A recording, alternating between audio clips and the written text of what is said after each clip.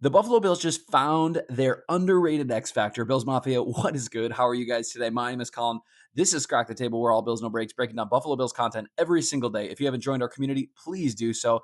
Today, we're going to be breaking down Michael Hoyt, his tape, how he looked versatile, powerful, the sack he got, the pressures he got. I've got a bunch of tape that I want to show you. But normally, I'm in my office at home. Today, I'm downtown Dallas. I'll be here all week. So the audio quality, the visual quality is not quite as what I want it to be. But hey, we're excited to do this breakdown. We're excited to keep Buffalo Bills content flowing every single day. And you know what? If you haven't joined our community yet, feel free to do so.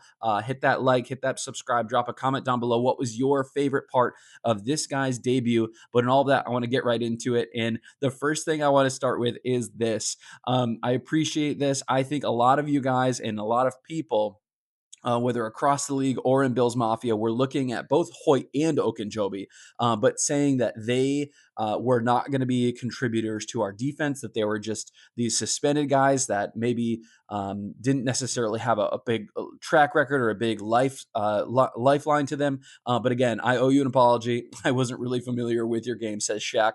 But for us, I think, as a fan base, generally need to apologize to Michael Hoyt. He has come in and he dominated. He was powerful. He was strong. He was relentless.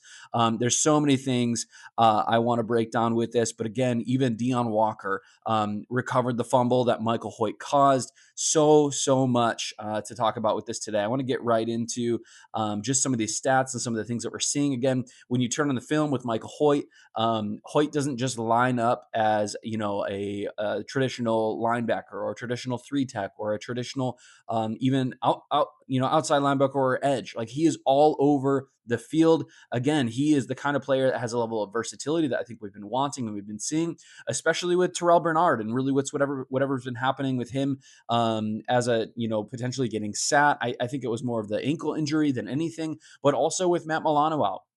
I think we already see him, Shaq Thompson, communicating really well with Michael Hoyt, which is really something that you want to see. But against spread offenses, he can rush, on the outside. Against heavy sets, he can play inside and stop the run.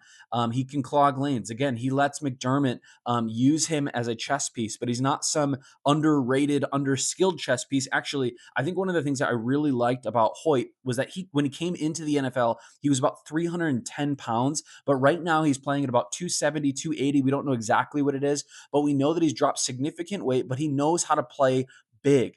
Again, that's the Swiss Army knife of defensive, a front seven player. He literally can play three tech, edge, or linebacker, which is incredible. He's got the elite athleticism to cover players as he needs, but he's also able to get after mobile quarterbacks, i.e. Lamar's, i.e. Jaden Daniels, if he gets back. But again, Hoyt, he turns the defensive line into his own playground. And so I want to show you a clip here just from Sunday. He's lined up here on the outside. If you check this out, it's just going to run through a bunch of his snaps, creating the pressure, getting the hand on Andy Dalton, causing the fumble. Deion Walker scoops it up, which, again, we have got to talk more and more about Deion Walker. He is putting on some tape right now on the outside, absolutely rushing. Again, being able to be used all over the formations. He's rushing the quarterback, gets after him.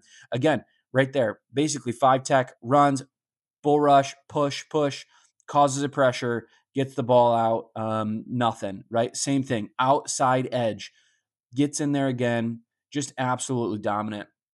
That, of course, the play was, caught there, the pass was caught there, but you know what, regardless, he is just getting after that. Again, way outside, he's getting after the quarterback. Here's another one. Again, if we just watch right here, same kind of idea, same plays. He is just getting after the quarterback. Again, 6 pressures, first in the team, 21% pass rush win rate, first in pass rush rate or in pressure rate.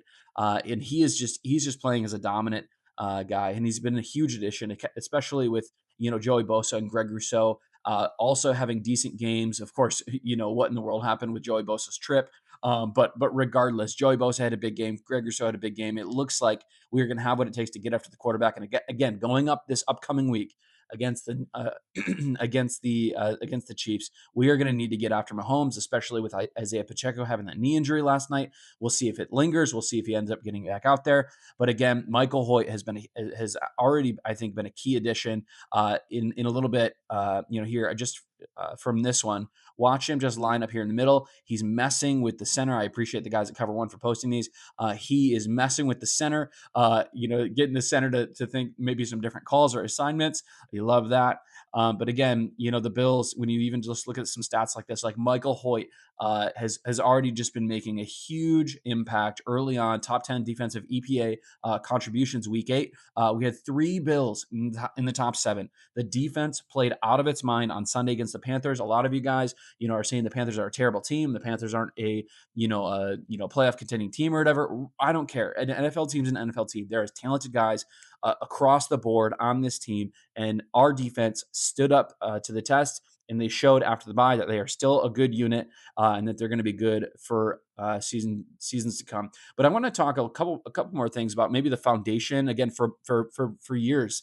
The Buffalo Bills had some elite coverage in different ways, but the run defense has struggled, especially later on in the year, and that's kind of been the Achilles heel. No pun intended to Wayne Carter, but there have been bottom tier in DVOA against the rush. But when Michael Hoyt arrived, it kind of flipped. And again, it's coming out of the bye, it's coming out of rest, it's coming out of Groot and Bosa, and even Deion Walker excelling. But in his debut, you could see the difference already of him, Shaq Thompson being able to move some of these guys around and set the edge with discipline, force runs inside, just a lot.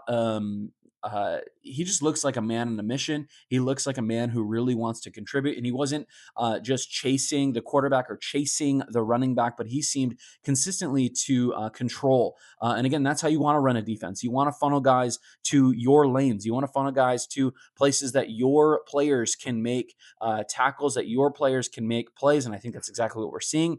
And again, it's not just a run stuffer though. If you think it's just a run stuffer, think again. This guy can rush the passer. He got a sack this week. He got 5-6 pressures, depending on what stats you're looking at. And again, over the course of his career, he's been known to be a guy that gets after the quarterback. And again, in the Bills game alone, he had a sack, maybe a sack and a half, again, depending on what stats you're looking at. But again, 5 QB pressures. Huge. You love to see that from a guy who's just in his first game as a Buffalo Bill.